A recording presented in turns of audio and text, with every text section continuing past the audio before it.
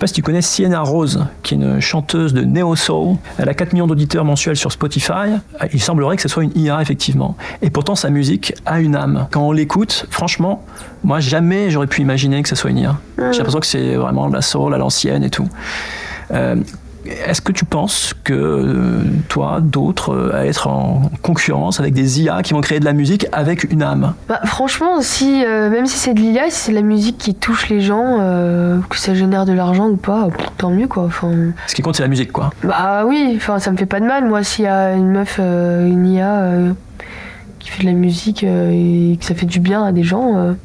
quel mal est fait, Il y a beaucoup de gens qui ont peur d'être remplacés par l'IA, en fait. Mais oui, mais si t'es remplacé, ça veut dire que si tu te sens que tu vas être remplacé, ça veut dire qu'il faut que tu réfléchisses à ta raison pourquoi tu fais de la musique.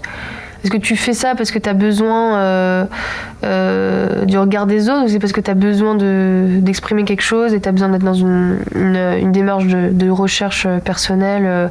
Je pense que on choisit pas, surtout aujourd'hui, peut-être qu'avant, on achetait un vinyle plus que l'autre. Parce qu'on avait un budget de 10 € voilà, toutes les semaines. Et on peut acheter seulement un vinyle ou aller à un concert par mois. Sur Spotify, tu peux écouter tous les artistes que tu veux. Je vais pas m'empêcher d'écouter Rihanna parce que j'écoute Beyoncé. Ça n'a pas de sens.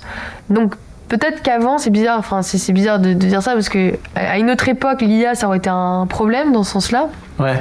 Aujourd'hui, et surtout, moi, ça pose la question de se dire ok, mais si là je peux générer une chanson de moi en 2 secondes, alors où est-ce qu'il va le sens de tout l'effort que je suis en train de mettre, de recherche, de savoir de quoi je vais parler, si en fait en 2 secondes là tu dis ok, une musique qui est faite comme Mickey et ça me le sort en 2 secondes.